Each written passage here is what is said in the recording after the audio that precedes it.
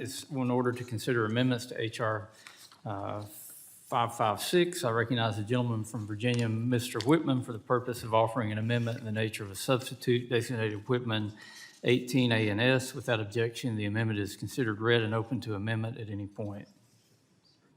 You recognize. Well, thank you, Mr. Chairman. I urge my colleagues to support the ANS. Hunters and anglers, we know, are the backbone of the American wildlife conservation efforts.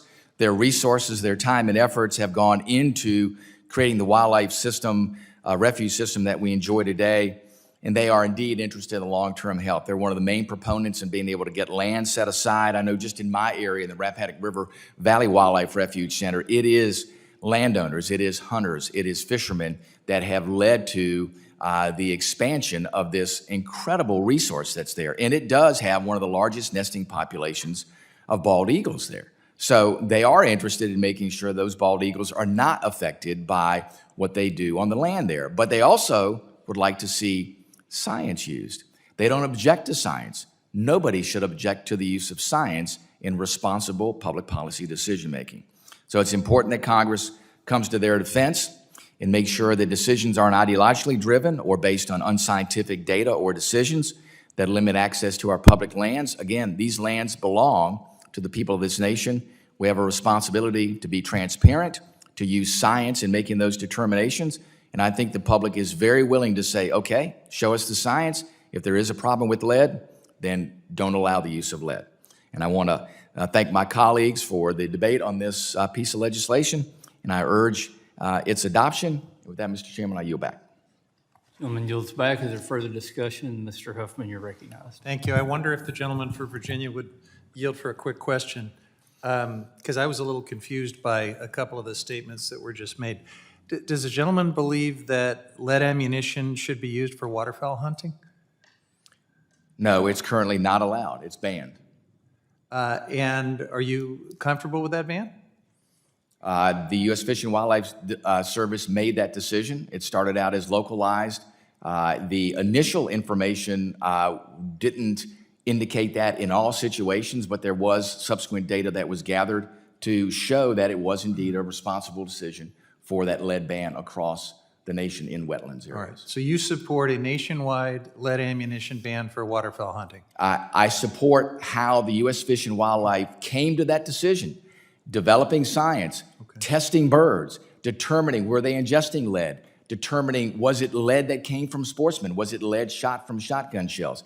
I fully support how they came to that decision, and that was a very transparent, with data being divulged, decision-making so that they could make a responsible decision. Yes, I do support responsible science-based decision-making. And that rule does not require the hyper-localized scientific finding that you would require in this bill. You are incorrect. It started out as localized restrictions, and then it graduated to a national ban. It's a nationwide ban. It does not require It that in started every as a single localized. place. It started as a localized decision. Started as a localized decision. So one last question for the gentleman, because we keep kind of coming back to this carte blanche phrase and the suggestion that wildlife managers, I think you said that they just have a feeling or just have a hunch and they want to just do a ban on lead ammo.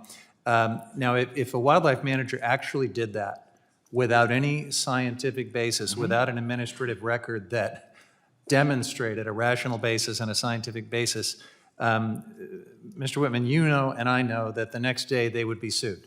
There is no statutory prohibition on that. So anybody can be sued. But you Mr. are Huffman, aware you of know the- anybody can be taken to court. The implication is that they have a free hand to They do do. this, and the gentleman knows full Statutorily, well. there's no limitation for them in The making that gentleman knows decision. full well there's this thing called the Administrative Procedures Act, and that arbitrary and capricious actions by regulators are challenged in court, and if someone did what the gentleman has continued to describe you know repeatedly, arbitrary and capricious I'm going to decisions are reclaim my subjective. time.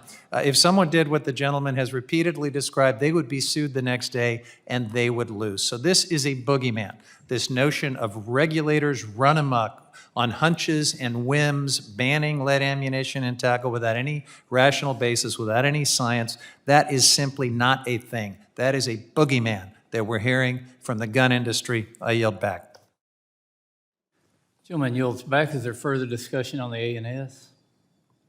Mr. Gosar, you're recognized. Yes. So I would like to enter in with the ranking member. So we're talking about capricious actions. We now had 3 instances I can point to you. 3 instances in which Forest Service has said, listen, if a fire is out there, we're going to let it burn. They've made a decision that if it's away from populations, we're going to let it burn. Well, that happened in Yarnell 19. They allowed a fire to get started, and the fire was contained for a little while. Then the winds brought up and it killed 19 people, 19 firefighters. We then have the fire up in Sublette County, Wyoming, where they were doing a prescribed burn. Everybody told them, hey, don't do this burn. It's going to go out. They said, no, we have a lot of timber that has to go. They lost control. Now, this last week, we lost the North Rim Lodge because of the same kind of analogy. So you can't tell me that there doesn't exist these capricious nature of regulations throughout the government. I think what Mr. Whitman's doing is just saying, listen, we want to identify all these different aspects. Would you agree with that? I thank the gentleman. So it's a little bit different. Apples and oranges. We're talking about day-to-day decisions about how to fight fires. I think that's different than rule makings and regulatory actions by agencies. So I don't think that the comparison applies. I think there is something here. Okay, like I shared with you, wouldn't it be better that if you gave the tools to somebody, because the Forest Service uses regional aspects and local control? So wouldn't you say, listen, instead of just this open rule that you can let it burn, you can only let it burn if it's been managed in that forest? Don't you think that would be wise? And don't you think these are regulations? These are rules. I'd be happy to have an extended conversation with the gentleman about all aspects of fire resilience and public land management and how to make sure that we're proactively managing, because I think the gentleman and I both would like to see proactive management so we're not always being reactive. But the truth is you have to have professionals making these calls on the ground in a day-to-day manner, and it's not quite the same as the kind of rulemaking and policymaking that we're talking about here with this bill. So with that, I respectfully yield back. I would say differently, but I'll leave it at that for that discussion. Would the gentleman like any time? No, I think. Okay, I'll yield back. Gentleman yields back. Is there further discussion on the amendment? If there's no